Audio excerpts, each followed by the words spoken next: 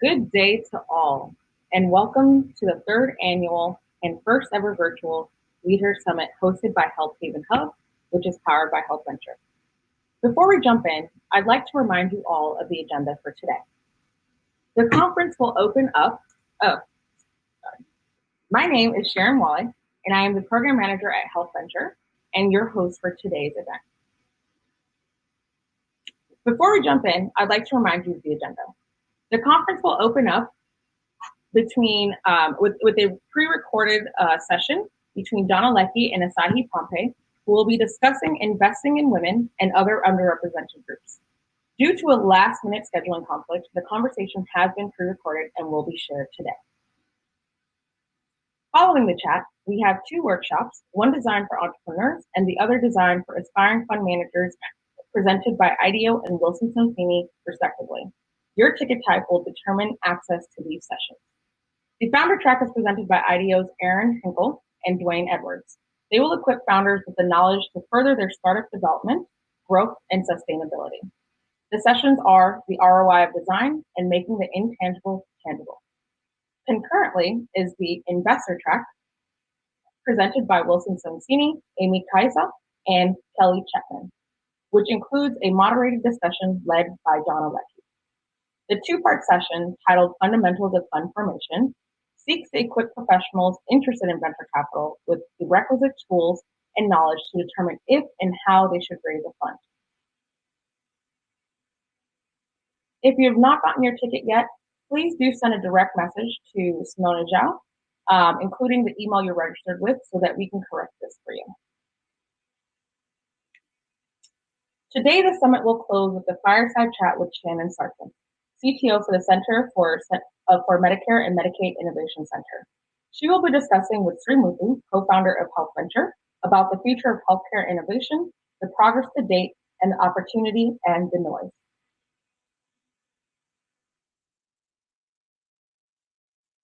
I'd like to say a special thank you to all the companies and women who applied for speed vesting, and a special thank you to the speed vesting investors that are participating. And I'd like to thank these participating investors: AliCorp, Anthemis, Aflac Global Ventures, Avestria, Charge Ventures, Gore Range Capital, First Labs, Joyance Partners, Northwestern Mutual Future Ventures, Stout Street Capital, and W Health Ventures. Thank you. Also, a special shout out to the women who applied and also the women who got selected to participate in the events tomorrow. And congratulations. The summit will officially end tomorrow with a Zoom webinar presented by the co-founders of the Women of Color Capital Collective. The women will engage in a riveting discussion targeted for the investor community regarding diversifying access to capital, implicit and complicit bias, specifically as it relates to women of color. Check the chat now for a direct link to RSVP for that webinar. Before I introduce Donna, who will share more about LeadHERs and Health Venture, I'd like to thank our sponsors, Northwestern Mutual Future Ventures, AliCorp, IDEO, and Wilson Sonsini, for their support in bringing this event to you. Thank you. If you need additional support throughout the day, please feel free to send me a message on this platform or seek out one of our volunteers to help: Winston Ling, Alex McGuire, or Simona Zhao. Without further ado, I'd like to introduce Donna Lecky. Donna Lecky is the CFO and co-founder of Health Venture, managing director of Health Venture Capital, the venture capital side of Health Venture, and co-founder and board chair of Health Haven Hub, a nonprofit located in New Haven, started by Health Venture to create a community of support for students, entrepreneurs, founders, and investors globally. Prior to founding Health Venture, Donna was vice president, chief tax officer, and tax counsel at Omnicare, a CVS healthcare company. She was also the treasurer and chief of benefits. Prior to Omnicare, Donna was vice president, chief tax officer, and general tax counsel of Health South Corporation, now known as Emblem Health. For approximately 20 years, she operated in various roles at KPMG, Ernst & Young, and Deloitte, where she supported healthcare and financial services clients in the areas of finance and tax structures, mergers and acquisitions, due diligence, strategy, and business development. She serves on the board of the World Surgical Infection Society, a nonprofit that addresses global strategies associated with infectious disease, control.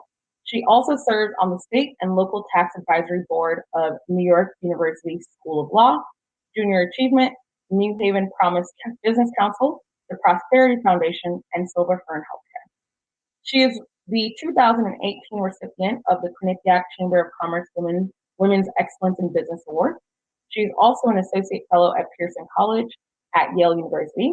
And in 2019, Donna was featured in Forbes Women article, Meet the Women Investors Supporting Early Women's Health Innovators, where she addressed the importance of diversity and inclusion in early stage investing. Donna holds a bachelor's in accounting from Temple University, a Juris Doctorate from Howard University School of Law, and completed the Emory School of Law LLM taxation program. She also completed the University of Oxford Private Equity program and graduated from Yale University, where she received an MBA with a concentration in healthcare. She holds a certificate in venture capital from Venture Capital University, a joint initiative of startups at Berkeley Law and National Venture Capital Association. Please join me in welcoming Donna Lecky, Managing Partner of Health Venture Capital, to the stage.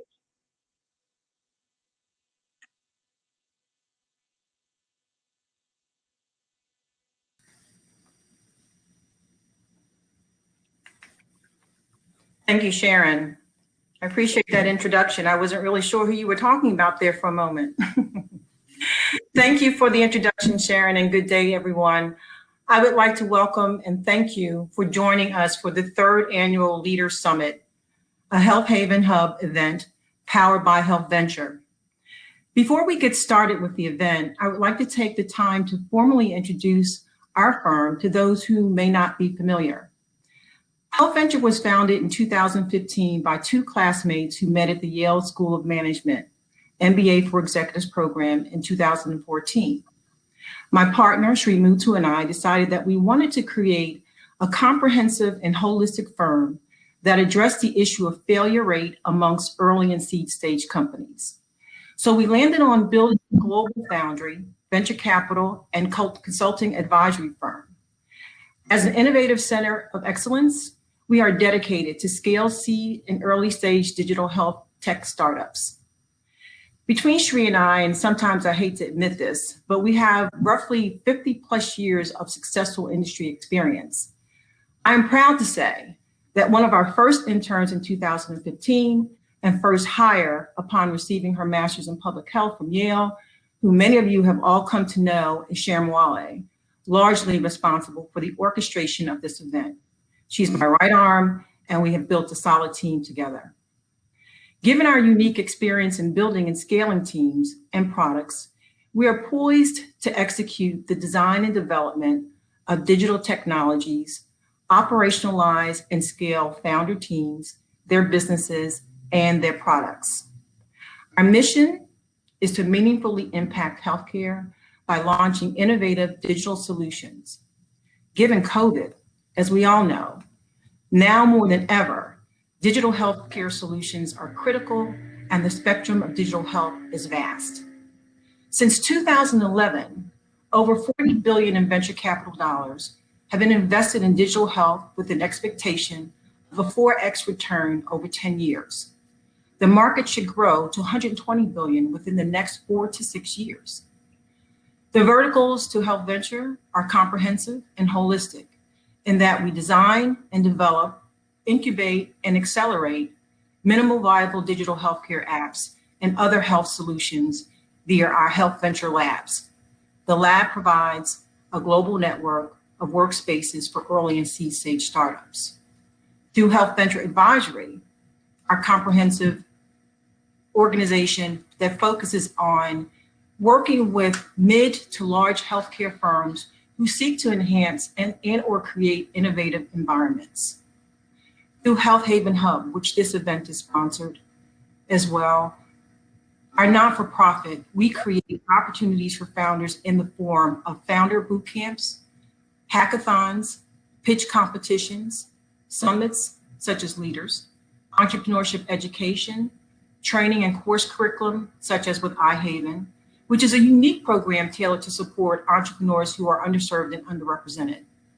A special shout out to Kathy Graves and Jerry Garcia of the Department of Economic Development with the City of New Haven and co-visionaries of the iHaven program who ensured that the funding was available for cohort 1. I am proud to say that we just launched cohort 7 last week. And through Health Capital, our early stage venture fund, where we invest in disruptive technologies and solutions that are impactful, scalable, and sustainable. Our investment strategy is built on 3 pillars: early stage, key collaborations, and digital health solutions.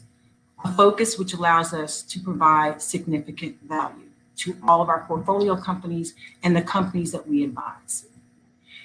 Our portfolio approach is unique as well, in that we're highly selective in our intake process. Our startups are such that they are sourced through events like LeadHERs, academic institutions, partners and network recommendations, and our global partners. We are gearing up to raise our second fund of $100 million effective March the 1st, and we seek LPs that share our vision and who are strategic corporations, high net worth individuals, family offices and foundations. And we look to provide capital support for entrepreneurs such as the women who have been selected to participate in the LeadHERs Summit. Now on to the main event. The LeadHERs Summit is a program that we designed a few years ago. It's an exclusive global event where we showcase women led or co-led firms to key stakeholders within the entrepreneurial ecosystem who are committed to advancing the role of women in leadership, healthcare, technology, and venture capital. The summit features women in technology and supports female founders in the design and development of their innovations. Sharon has already provided you with the particulars of day 1. Our objective, however, is to explore the role of women shaping the future of healthcare and technology with engaging discussions and thought leadership from industry executives, veteran investors and entrepreneurs, corporate innovators, and key opinion leaders. Day 2 will focus on early and seed stage investors with startups co-founded and co-led by women, actively fundraising between $250,000 to $3 million.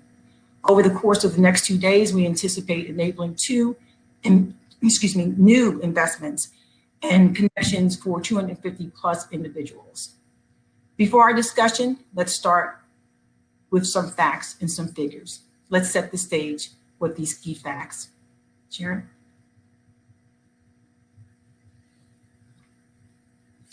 By the numbers, 33% of startups were founded by Black and or Latino women.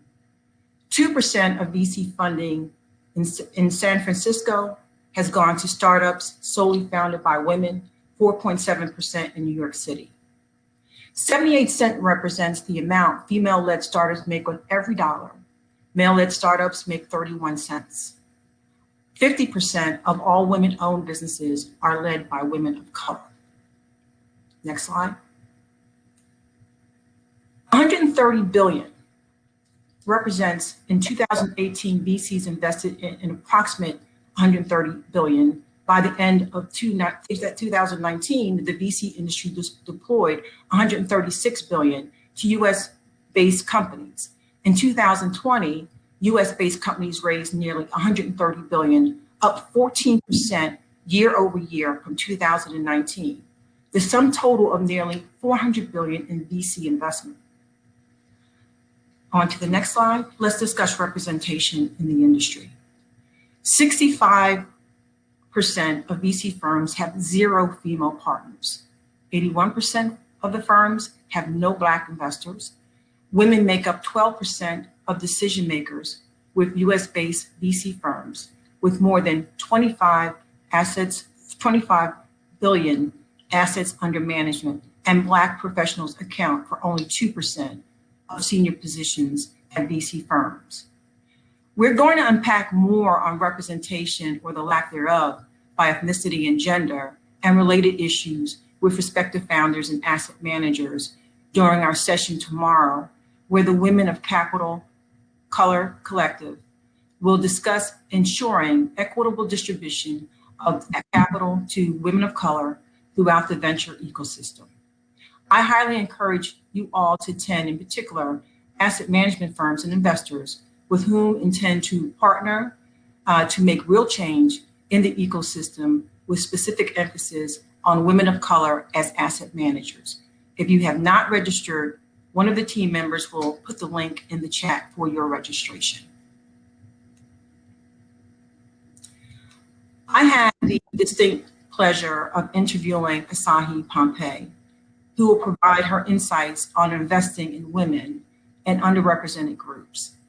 We exchanged many thoughts on the impact that these statistics that I've just shared with you have on the industry and the things that we need to be thinking about as not only foundations, organizations, firms, and the rest of it to try to make real and significant change. And that's why the Leaders event is extremely important, because what it does, it allows us to bring together a significant group of women who have created and innovated technologies that are global in nature and will really make an impact on society.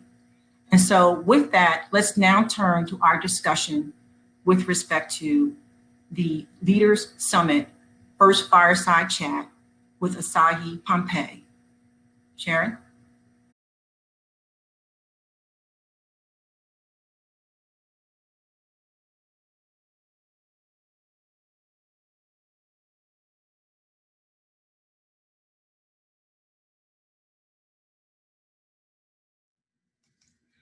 Asahi, thank you so much for agreeing to Fireside Chat with Health Venture and such an important multi-layered topic. Before we get into the thick of it, however, I want to share a bit about your most impressive background with our listening audience. You are the Global Head of Corporate Engagement and President of the Goldman Sachs Foundation, a member of the Management Committee, Global Diversity Committee, and the Sustainable Finance Steering Group. Prior to assuming your current role, you were the Co-Chief Compliance Officer of Goldman Sachs & Company and Global Head of Investment Banking Division Compliance, and had responsibility for conduct risk. You joined Goldman Sachs in 2006, was named Managing Director in 2010, and was named Partner in 2018.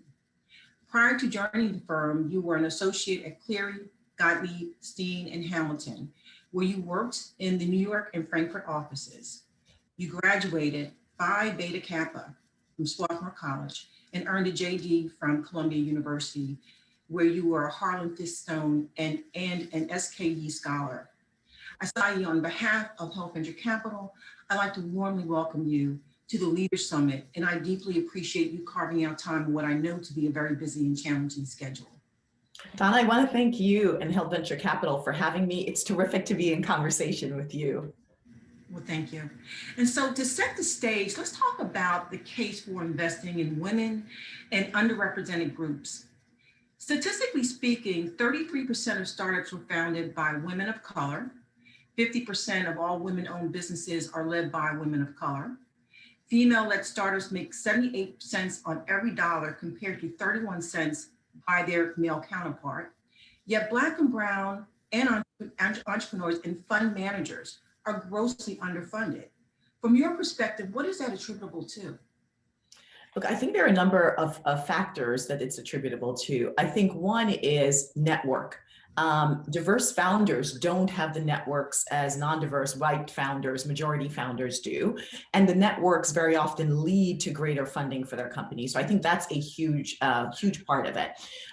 Look, bias is a part of it as well, that people, may not be willing to take, quote unquote, a risk on a Black or brown founder as they would otherwise. I'm known for speaking plainly, and I have to say that is a factor. So I think network's one. I think there's conscious and unconscious bias, I think, is another factor as well. I think a third part of it is sometimes minority founders are bringing to market products that perhaps majority individuals may not use. And so really an understanding of the products that they're looking to bring to market and how wide that circle of use is may just be, frankly, I think a bit of an education that needs to be done around why this particular product is really needed in the market. And I think part of it is really attributable to, as well, sort of their underinvestment leads to more underinvestment in terms of getting more capital. So it's this compounding impact of not not being invested in, then they don't have the resources, sometimes the personnel, to really be able to grow their company. And so those are some of the things that Goldman Sachs has really been investing in through our 10,000 Women and 10,000 Small Businesses platform, which is really to give these entrepreneurs the kind of network and capital that they need to grow, because we know that they've got something special. You know, you make some very interesting points and some very poignant ones that it's clear that entrepreneurs what they're missing, specifically lack of access to capital, advocacy. But what are the investors missing? I mean, why are they reluctant when they know that in the Black and brown communities there are the markets are fairly significant. The spend power is fairly significant. What do you think the investors are missing? I think, look, certain investors don't take the time to know exactly the things that you've just articulated, Donna.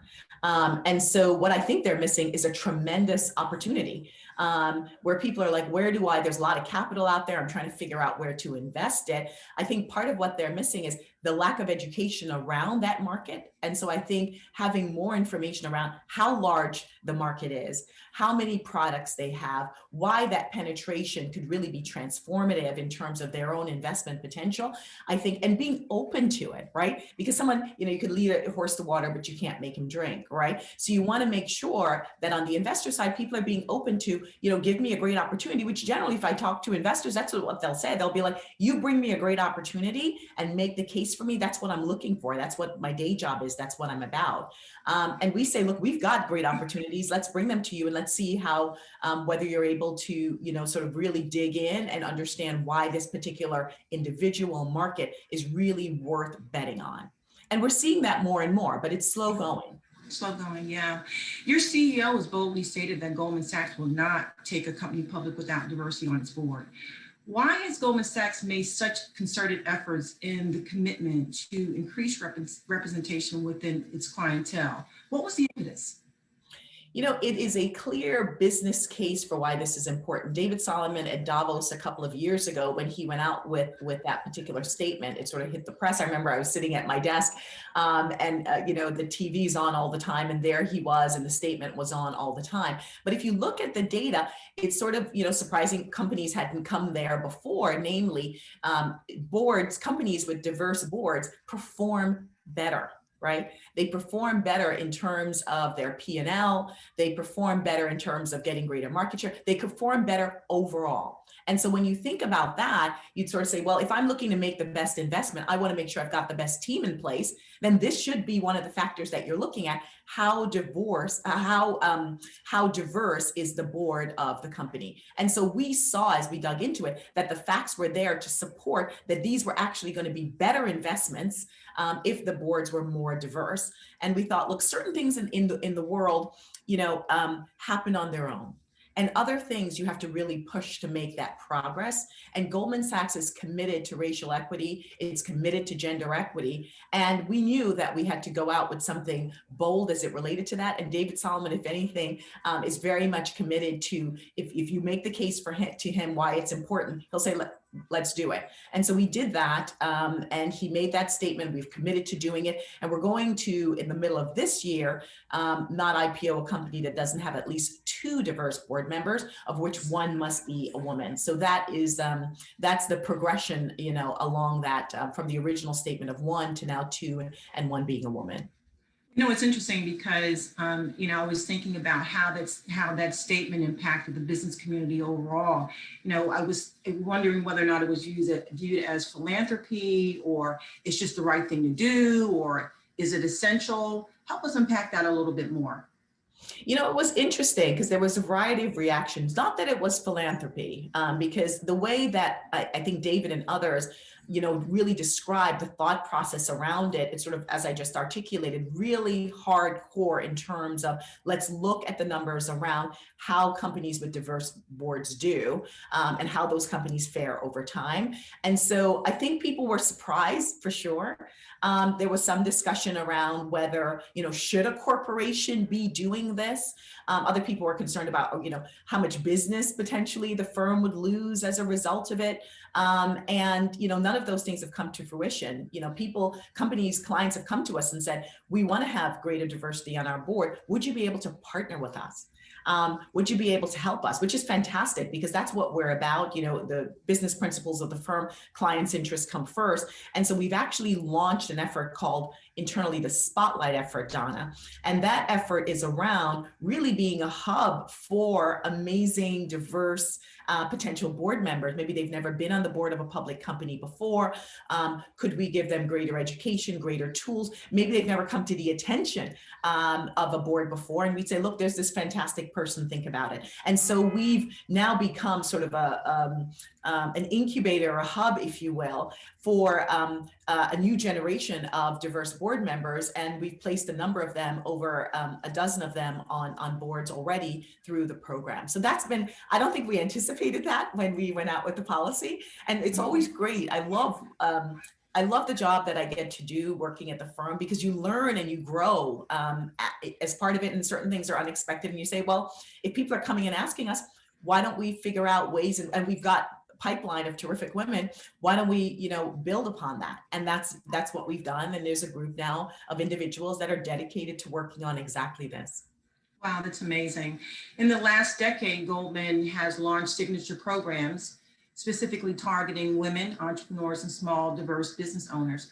I'd like you to tell us a little bit more about these programs, and more importantly, what do you foresee 5 to 10 years from now? Do you sort of want to be out of this business of having to have special programs or signature programs? Tell us a little bit about that.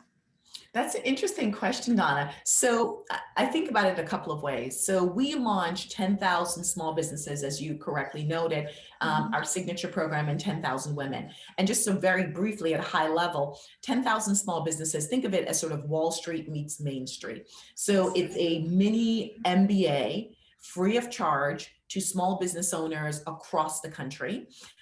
Warren Buffett and Mike Bloomberg are the co-chairs of the Advisory Council of 10,000 Small Businesses. They've been with the program for 10 years. Warren does not do graduations, but he speaks at 10,000 Small Businesses graduations, and we're so incredibly honored that he does that. But it's really around the commitment to small businesses in particular. And I want to say, when I say small businesses, Donna, I mean small. This is your barber shop. This is that restaurant that makes those amazing cupcakes, that the kids and the family on a special event always want to go to. So it's the blowout dry bar. It's businesses that make a community a community. It's businesses that know your name and you know their name, and that have lollipops at the front door when the kids come in. So real heart of America small businesses across all 50 states, Puerto Rico, and the District of Columbia. And we work with the businesses. They take the course. They get opportunities to get access to capital, which is, and some of them get capital through the firm as a result of it as well. And then here's the thing, and it's back to that magic of the unexpected. We hadn't anticipated how many of the businesses would start doing business with each other. And it gets back to your first question around network. And so we found that upwards of 80% of the businesses, having gone through this intense, immersive experience with each other of taking the course, stepping out of their business, instead of working in their business, starting to work on their business. And they bond as a result of that. And they go back, and all of a sudden we were hearing, Molly's doing business with Susan and John and Jake, and they kept in touch, and they're selling each other's products. And we said, well, this is fantastic. So we started building upon that as well. 10,000 Women is our signature program that's for developing markets. So Nigeria, Brazil, India is one of our largest markets for 10,000 women. We're almost at 100,000 women that, even though that's the name of the program, we're almost at 100,000 women that have taken it. To the last part of your question around, is my hope that we get out of the business of needing to do it? I'm hopeful, but I'm also pretty realistic. I think that in 5 years, we're still going to need to do it. I think in 5 years, one of my worries, and I've said this before, is whether some of the awakening that we're seeing is a false dawn. Yes. And I hope it's not a false dawn, because this country and the world will be greater with all of these efforts being sustained and having them grow. That being said, I've been doing this for a number of years, and I'm realistic to say we're going to keep at it. And in 5 years, I think we'll still be doing it. And we've actually committed additional capital. Our CEO, David Solomon, announced in December another 250 million to get to another 10,000 entrepreneurs. Mm-hmm. That's fantastic. You know, and I certainly appreciate your comment about false dawn, because quite honestly, history would suggest that it could potentially be, but let's be hopeful. And I think that there may be, when you think about history, there are a lot of things that we're seeing a little bit play out a little bit differently. That's much more favorable in terms of the impact it's having on the community, and in some respects, an awakening for folks. So An awakening, exactly. Let's just be hopeful. So from an ROI perspective, had the initiatives, the programs produced the projected ROI for Goldman Sachs, as well as expected outcomes for the communities and the owners? Yes, so that's, if there's anything that Goldman does, and you know as well, is tracking and metrics. And so what we do is 6 months after the entrepreneur takes the course, we go in, we do a review. We do a review a year after. We go back 18 months after. So we continually track the entrepreneur and their progress throughout. And the data is really fantastic. 67% of entrepreneurs grow their revenue. Almost 70% of them add employees. They open a different additional stores or facilities on the back of taking the course. So much so that Harvard came knocking on our door a number of years ago to say, we want to do a case study on 10,000 small businesses. And you can see this online on what are you guys doing in this course that produces these results, not only in the short term, but 18 months, 2 years later, you're seeing these businesses grow. Now, to be clear, businesses have been, as we all know, super small businesses at the epicenter of the pandemic. Seeing these entrepreneurs and what they've really, the resilience that they've demonstrated, a day doesn't go by where I'm not talking to one of our 10,000 small businesses graduates or somebody that's in class, or we have the program in the UK, we've just launched in France. And so it's a lot of dialogue about what's happening in your business. In the early days of the pandemic, I said, team, let's go out and call all of our entrepreneurs. And so we were robocalling entrepreneurs to say, what's happening in Rhode Island, what's happening in Chicago, to really find out what's happening with these businesses. What we found is that relatively few businesses have closed who were part of this program as a result of the pandemic. That's a great metric. That was something that both Warren and Mike wanted to know, like, you know, what's happening with our entrepreneurs. And I think part of it is really the network, the resiliency, the growth as a result of, one, their own tenacity, let's be clear, but also the systems that they had in place as a result of being part of the program. And frankly, that network that they have in place as being part of the program were really one of the buffers that really helped them to be able to withstand. But look, the game is not over. You know, we've got months to go. And so we're staying very close to our entrepreneurs. You know, many would argue that investing in women and underrepresented groups requires shifting away from focusing on generating returns. One, do you agree? Which I know you're going to say no. And how does this perception impact the value and, more importantly, the valuation of these businesses? You know, it absolutely affects the valuation of these businesses, because it becomes something that you're trying to overcome. So walking into the room, there's a certain perception. And so as a result of that, you're sort of several steps behind before the dialogue's even begun. We're looking to change that, but that's the reality of very many entrepreneurs tell me that are a part of this conversation. We've got a terrific entrepreneur, and what she says is, you know, the worst time to call a banker is when you need money. And that in fact, you know, when you need to call a banker is when you don't need a thing, when you're developing that relationship. And that's one of the, you know, the key things that we tell our entrepreneurs. We're going to try to connect you with individuals that are going to get to know you, right? And a lot of this is relational, as much as we try to get away from it. That's why I think a lot of these systems are so hard to break, because they're really relational. So we have to get people that are not usually in relation with each other, and in community with each other, and invested in each other. So that day when the person comes knocking to say, I need help for my business, or I've got this new investment idea, that door is then open. And so that's one of the things that we've been working on. And so, yes, there's this perception that it's somehow philanthropy, or you're doing the business a favor, or you're doing a good deed as a result of investing in these businesses. And what they'll tell you is, I don't need favors. I need somebody who understands my business and sees what I'm looking to do and build. And if you have questions, hard questions about my business, I want to answer those for you, because I can play on a level playing field. I need that opportunity. Give me that opportunity. Excellent points. In the context of gender lens investing, is there any difference that should be emphasized when evaluating women in underrepresented groups, businesses, and if so, why? And what would those differences be? And if not, why not? You know, I think really understanding their products, which is something that I didn't understand before working with a number of entrepreneurs. Depends on the kinds of products that they have.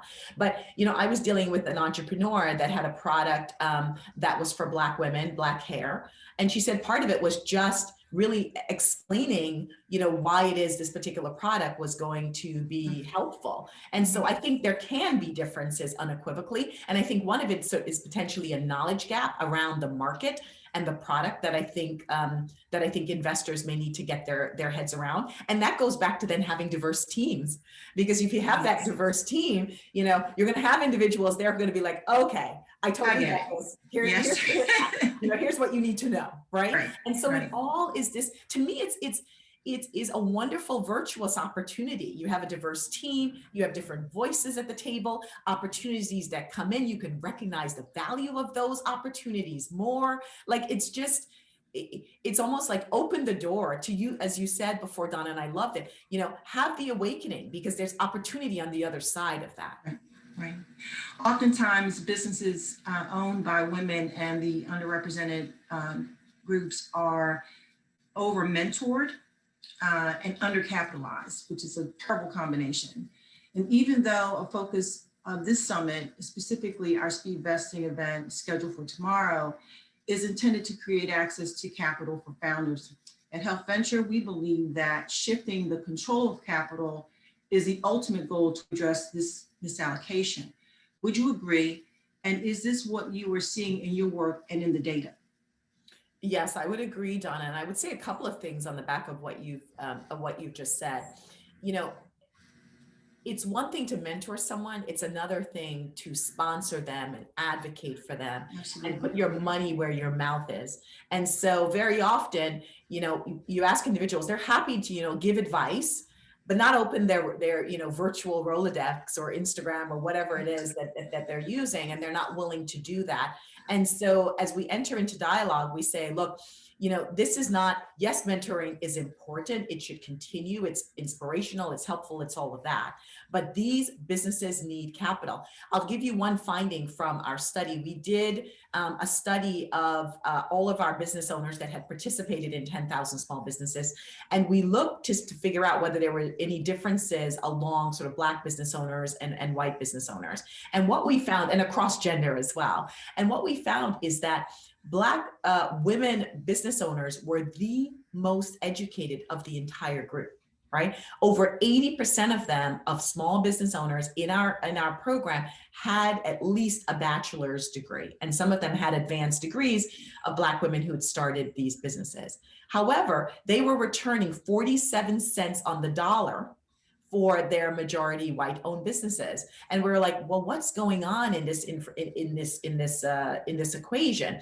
They were mentored. They got lots of great mentoring, right? But it didn't translate into giving them the capital that they needed in order to grow their business, where people are wanting to put money on the table to help them to really expand their business. And so I really agree with you on this over-mentored and undercapitalized. I'd rather it be like,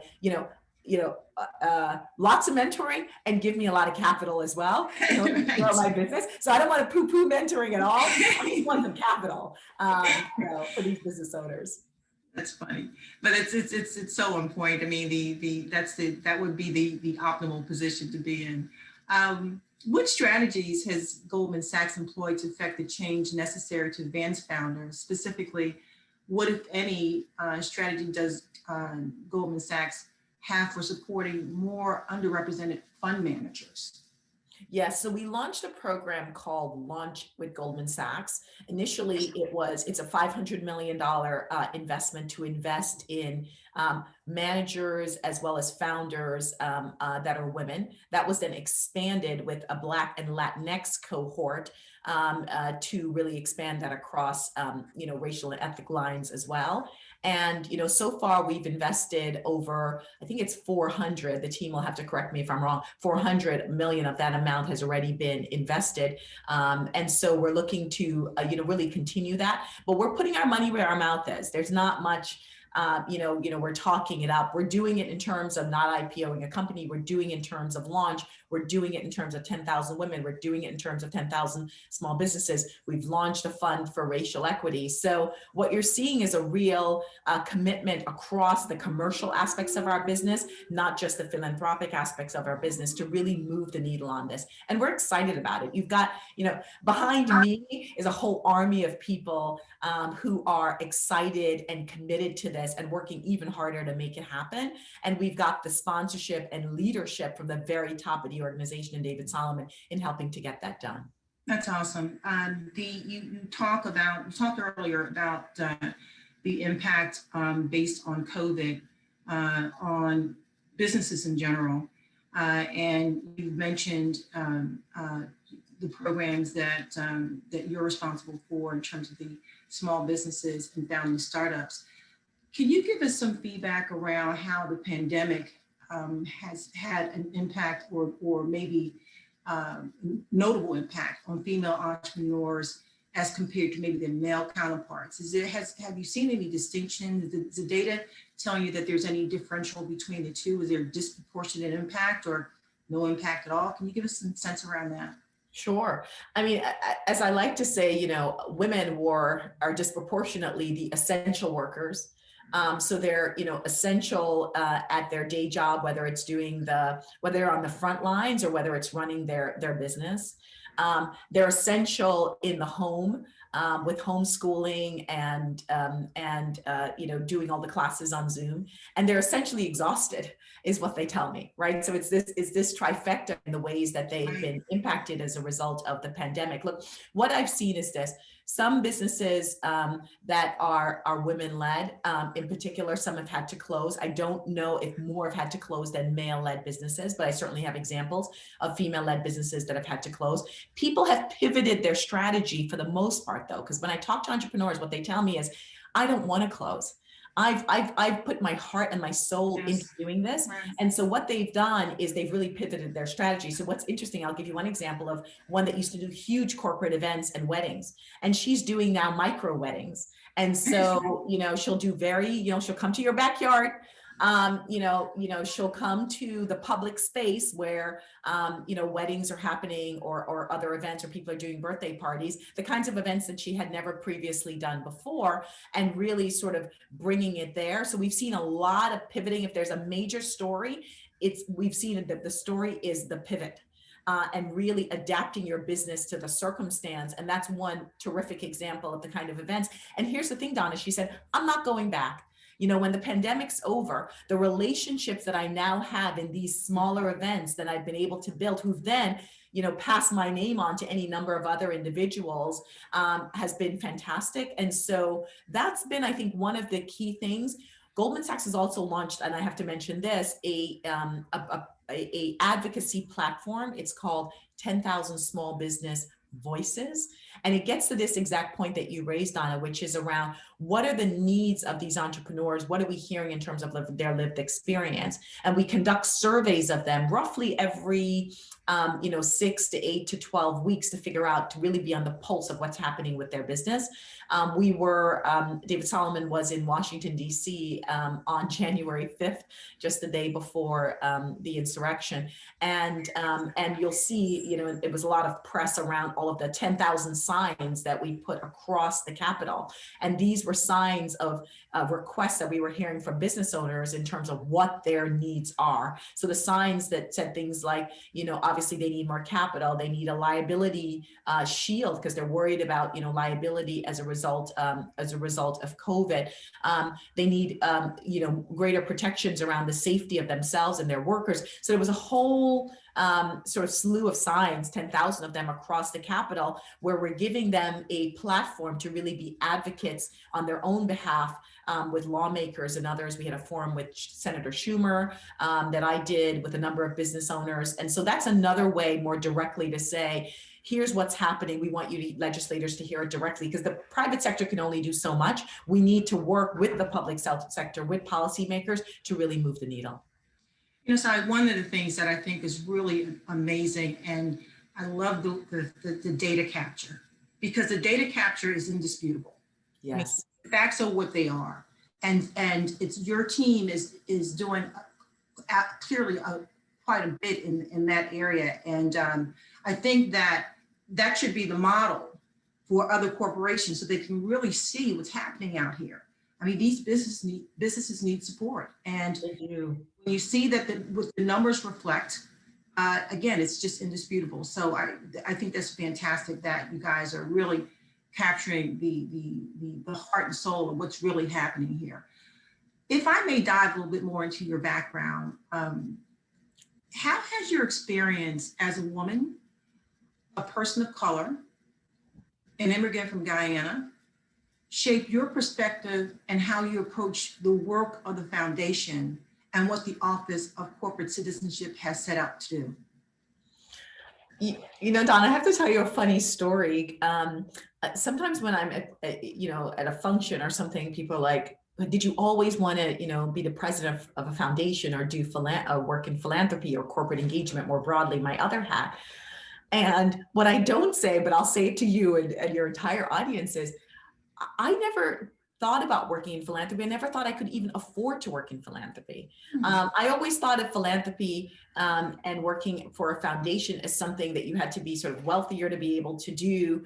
I came out of law school and I remember I had $70,000 in debt. It was $73,000 in debt. That was the world of money. It was more than my parents combined had ever made in their entire lives.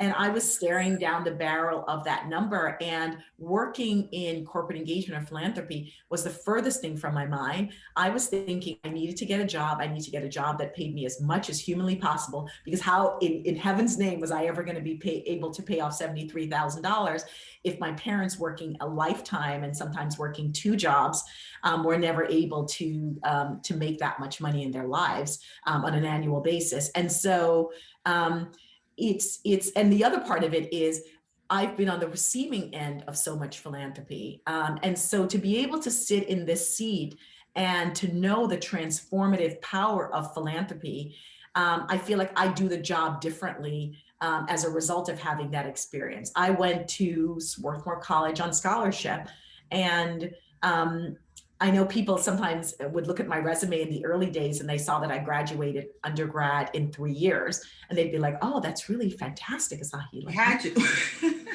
And I said, what I wouldn't say to them, I'd let them be, impressed by that, and I wouldn't say anything. But the truth is this, and I've owned my own truth as I've gotten more senior, is I had to graduate early. Yes.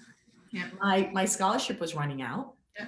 And I needed to double up on classes, because that money, I was not going to go to my parents with, 4 other kids at home and ask them to work even harder and take out more money for me to go to a fancy liberal arts college.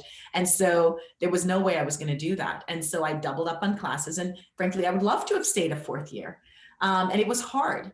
And so I think that perspective of really knowing and being hungry and knowing that while, from my community, I was one of the few that sort of, was able to achieve what I've achieved, the exceptionalism of it bothers me, because I know in my classes in 4th grade and 5th grade and 6th grade, there were some phenomenal students, far brighter, far better, that didn't get the kinds of opportunities that I was able to get. And part of my commitment and passion around the work that I do is really to try to give more opportunities to more individuals across the spectrum, whether it's in small businesses or the work we do through Goldman Sachs Gives. We have very similar backgrounds. I think that if no one heard you actually speak or saw you, they would think that was my story as well, from Temple all the way through law school, the same exact. And it really shapes who you are as a person. And it also shapes the interest that when you see people who are driven, such as the business owners that you work so closely with, that when you see that, you can't help but want to help them. Yes. Ways possible. And so we, from my perspective, I really personally appreciate that, because I don't think when people really understand that journey, and perhaps maybe we don't think it's necessarily that exceptional, we just know what we have to do. And so thank you for sharing that personal story, because I think that is certainly, to me, that's what grounds and shapes sort of the work that I'm seeing that your organization is doing, and the foundation is successful as a result of having you in that role and having that experience. So having said that, what advice would you give our entrepreneurs and founders listening today? It's a couple of things. One is I wanted to ask you a question, and since it's a fireside chat, I hope I could do that. Sure. Donna, I'm excited to hear about our parallel journeys. Did you tell your journey at the beginning, or was it an evolution for you to be able to share your journey? I'm just curious. Well, it's interesting because my parents would tell you that when I was 7 years old, I professed that I was going to be a lawyer. And I remember when my father was dying of cancer, and I was an accountant at the time. I worked for J&J. My father said, sweetheart, you said you were going to be a lawyer. And I'm like, Daddy, I'm an accountant. I'm doing pretty well. I'm doing okay. He says, no, you have to honor your word. If you don't honor your word, then your word means nothing. And my father went from 180 pounds to like 90 pounds. And that year I applied to Howard, got into Howard Law, and he passed away in 86. I was in school in 87, and then I decided to do an LLM at Emory. But I will tell you that the journey that I have today, I never thought that I was going to practice law in that way. I always knew that I was going to be on the business side of it. But the trajectory and the journey has just been an amazing one. I think probably for me, the difference or the pivot was after your MBA program. The question was, why a VC? And it really had a lot to do with helping people, helping businesses, helping Black and brown businesses, helping women, because I saw that there was such a vast distinction, having had the opportunities that I had working at some of the top firms in the world, on the accounting side of the house, on the finance side of the house, on the corporate side of the house. But seeing that there was just such a disparity, being like always the only one, always the only female in these finance related roles. And I said, how can I help these businesses? It's not about finding the diamonds in the rough. There are many Black and brown businesses that are, and women entrepreneurs that are just amazing, but they don't have the capital. They don't have the access. And so in my role as co-founder of Health Venture Capital, that's what we do. We educate entrepreneurs. We support them in an education process. I have a 10-week program of entrepreneurship education because I think that's fairly fundamental for our investors to help them really shape and form their innovation. And most of our innovation our focus is on digital healthcare. But when you look at Black and brown businesses, like you said, they're like the barbershop, they're the hair salon, they're smaller businesses, but they're businesses that are more for the community. I like to see more of the Black and brown and women entrepreneurs in the digital space, in the technology space, because that's clearly the evolution of where we're going as a world. And so, our practice is a global one. I'm very proud of what we've done to support Black and brown entrepreneurs and women. I actually came up with the LeadHERs Summit 3 years ago. And the reason why I came up with the LeadHERs Summit was because of the fact that you saw women who were, I was in Beijing, China at a pitch competition. We hosted a pitch competition at the Beijing Center. There were 20 teams. There was only one team where the woman was front facing and actually gave the pitch. Wow. That's when I said LeadHERs. That's why it's spelled the way it is. Our goal is to support women and entrepreneurs who are focused, and particularly in digital healthcare, but in technology. But that clearly has transcended into working with academic institutions, specifically in New Haven, to work with Black and Brown entrepreneurs outside of the digital healthcare space. So it's continually morphs. Yeah. I feel that the work that we're both doing is critically important to closing wealth gaps. And so I just feel called to that, and I'm enjoying the work that I'm doing. Oh, it's phenomenal. It's phenomenal to listen to you and to see that all that you're doing and driving and hear your commitment to it, because it comes across. It's really, it's palpable. I think it's fantastic. Thank you. For the investors, Asahi, who are participating on the call and who will also be participating for speed testing tomorrow, what is the call to action for them? What can more investors, or what more can investors do? You know, I think it's a couple of things. One is, I think, really widen your scope of the individuals that are coming to you. You know, that you may get this inbound, and I frequently do, where the person has no contact, no connection. It's a cold letter that comes in that says, would you consider X, Y, or Z? And the team will sometimes preference, you know, this person came from here and this was referred through this person. And I said, look, let's open our window for this person who says, you know, I saw you on LinkedIn and I'd like to be part of the program, and they have zero connection whatsoever. Otherwise, how are we going to broaden our base of individuals? Now, some of those, you know, may not be a road that we want to go down, and ultimately we find that as well. But as a discipline, it's one of the things that, you know, I've told my team is some of those that come in, I want us to go through every single one of those, because there could be something fantastic in there and they just didn't come through Donna or somebody else that we know. And as a result of that, so that would be one very, very practical thing that, you know, I would tell investors.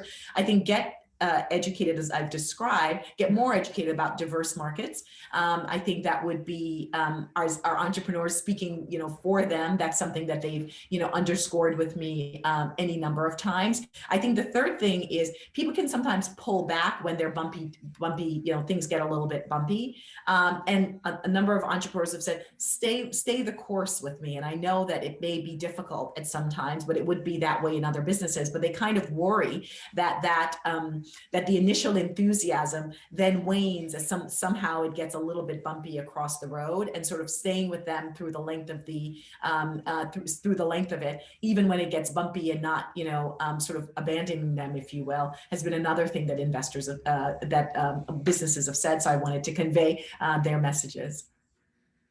Finally, Asahi, what specifically would you want the women listening to know and internalize relevant to the work that they're doing in the male-dominated spaces, specifically in the areas of technology and entrepreneurship?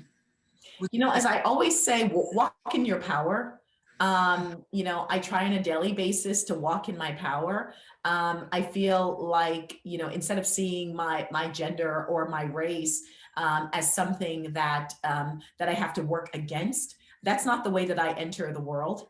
I've got something tremendous to offer the world and Goldman Sachs, and I have every confidence in that in the day that I go about my daily business. And I believe that to my core. So this isn't something I need to overcome. This is something I need to give to others in order to advance the projects and the work that I'm doing. So it's a mindset shift.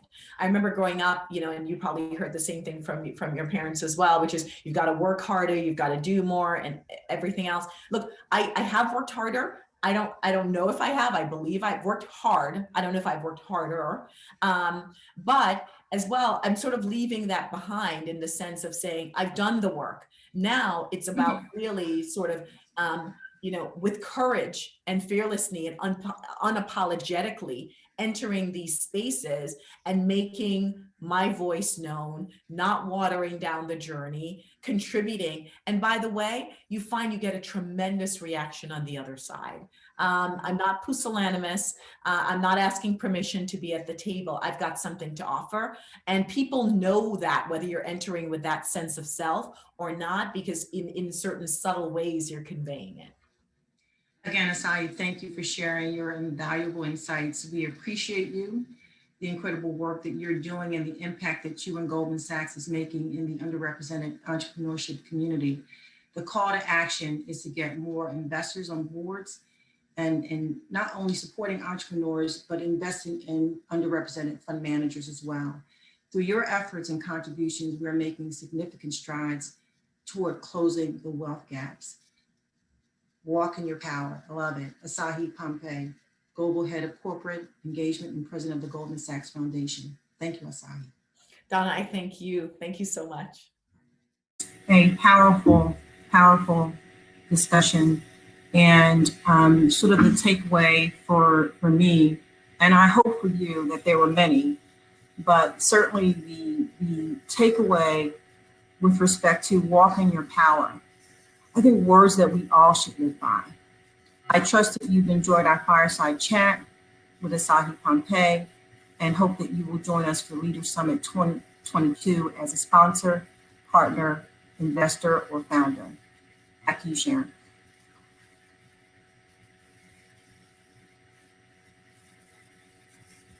Thank you, Donna.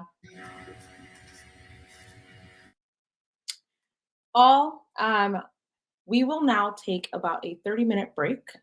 Please be back at 1:45 Eastern Standard in your respective sessions, whether you are in the founder track or investor track. To participate in those engaging discussions, there's smaller groups. And for anyone who is not partaking in the founder track and investor track, again, please do reach out to myself or any of our volunteers so we can help you with correcting or fixing or changing your ticket.